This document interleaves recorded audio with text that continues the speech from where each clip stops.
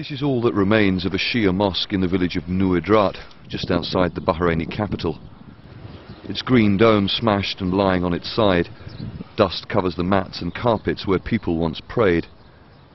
It's one of at least 30 mosques and Shia religious institutions destroyed since the crackdown began on Shia-led protesters in mid-March.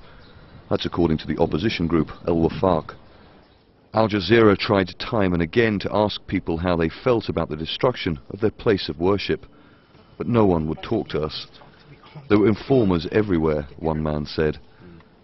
The Justice Ministry says it's tearing down the mosques because they aren't licensed. It has promised to provide legal alternatives for what it described as cabins. In some cases, even the rubble is gone, and all that remains is an empty space.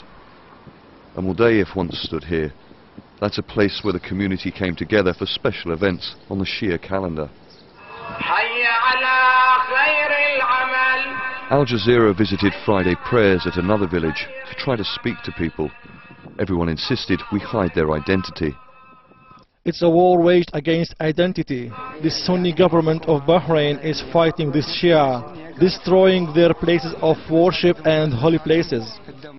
The destruction of the mosques is unprecedented. It's a solemn act. We never expected the authorities would bring down a house of God. We never expected they would stoop this low.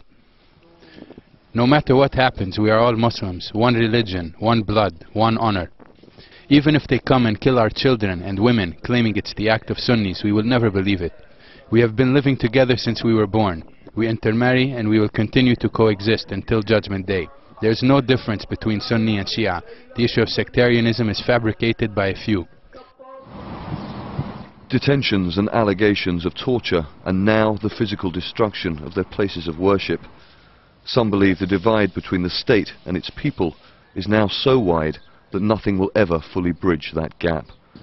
Charles Stratford, Al Jazeera, Bahrain.